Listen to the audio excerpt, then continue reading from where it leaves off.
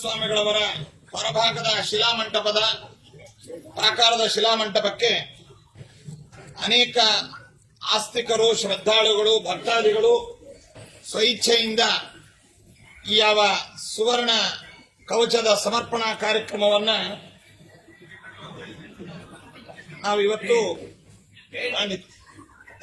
ಈ ಸುವರ್ಣ ಕವಚದ ನಿರ್ಮಾಣ ಕಾರ್ಯಕ್ರಮ ಇವತ್ತಿನಿಂದ ನಡೀತಾ ಇದೆ.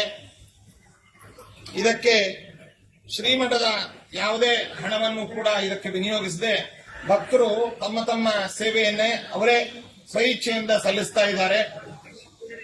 ಇಡೀ ಪ್ರಾಕಾರಕ್ಕೆ ಬಹುಕೋಟಿ ಮೌಲ್ಯದ ಈ ಯಾವ ಸುವರ್ಣ ಕವಚವನ್ನ ನಿರ್ಮಾಣ ಅನ್ನುವಂತಹದ್ದು ಹರಿವಾಯು ಗುರುಗಳ ಅನುಗ್ರಹ ಮತ್ತು ಅವರ ಪ್ರೇರಣೆ, ಭಕ್ತರ ಅಪೇಕ್ಷೆ, ಸಹಕಾರದೊಂದಿಗೆ ಇದು ನಡೀತಾ ಇದೆ.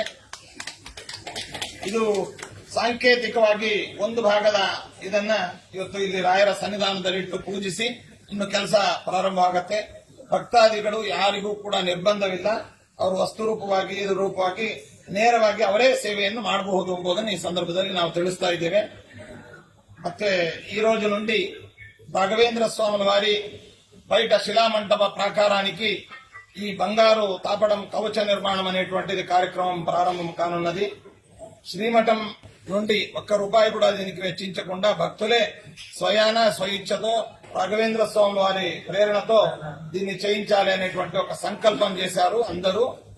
అందువలన నేటి నుండి సాంకేతికంగా ఈ పూజలను ప్రారంభించి ఇంకా ఈ కార్యక్రమం అనేటువంటిది జరుగుతూ వెళుతుంది. దాదాపుగా ఇంకొక నెలన్నర 2 నెలల్లో ముందు భాగంలో సంపూర్ణం అవుతుంది. ఆరాధనా సందర్భంలో ఈ ఇంకొక భాగంలో పూర్ణం కావచ్చు అని మేము భావిస్తున్నాము.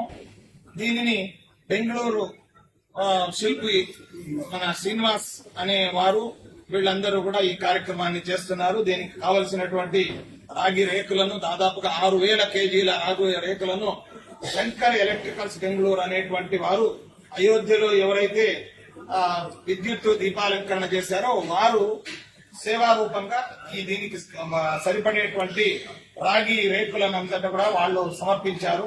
వారికి వారి కుటుంబానికి కూడా శ్రేయస్ కావాలని రాఘవేంద్ర స్వామి వారిని ప్రార్థిస్తున్నాం. आज से हमारा बाहर जो शिला मंडप प्राकार है उसको ये सोना से पूरा कवच बनाने को हम शुरू कर रहा है. भक्त लोग स्वेच्छा और भगवान का कृपा और आशीर्वाद से, उनका प्रेरणा से उन लोग ये काम சேவா ரூப் से कर रहा है. இன்னிலிருந்து நம்ம மந்திராலய க்ஷேத்திரத்துல வெளியில இருக்கிற சிலா மண்டப பிராகாரத்துக்கு இந்த தங்கத்தை கவச்சம் போடுறது ஒரு வேலை ஆரம்பிச்சுட்டு இருக்கோம்.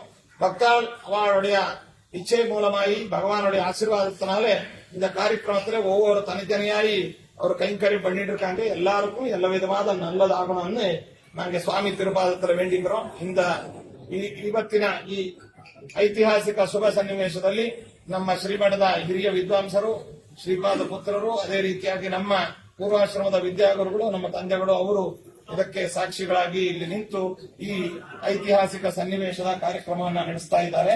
ಅದೇ ರೀತಿಯಾಗಿ ಮಂತ್ರಾಲಯದ ಇತರ ಎಲ್ಲ ಶ್ರದ್ಧಾವಂತರು, ಭಕ್ತರು, ದಾನಿಗಳು ಮತ್ತು ರಾಘವೇಂದ್ರ ಸ್ವಾಮಿಗಳವರ ವಂಶೀಕರು, ಅದೇ ರೀತಿಯಾಗಿ ಮಠದ ಎಲ್ಲ ಆಡಳಿತದ ಸಿಬ್ಬಂದಿಗಳು, ಭಕ್ತಾದಿಗಳು ಎಲ್ಲರೂ, ಮುಖ್ಯವಾಗಿ ದಾನಿಗಳು ಎಲ್ಲರೂ ಕೂಡ ಈ ಕಾರ್ಯಕ್ರಮದಲ್ಲಿ ಭಾಗಿಗಳಾಗಿ ರಾಯರ ಅನುಗ್ರಹಕ್ಕೆ, ತಮ್ಮ ಆರಾಧ್ಯ ಗುರುಗಳ ಶಿಲಾಮಂಟಪದ ಅಲಂಕಾರಕ್ಕೆ ಅವರವರೇ ಸ್ವಇಚ್ಛೆಯಿಂದ ಮುಂದೆ ಬಂದಿದ್ದಾರೆ ಎಂಬುದನ್ನು ಈ ಸಂದರ್ಭದಲ್ಲಿ ಹೇಳ್ತಾ ಎಲ್ಲರಿಗೂ ಶುಭವನ್ನು ಕೋರ್ತಾ ಇದ್ದೀನಿ.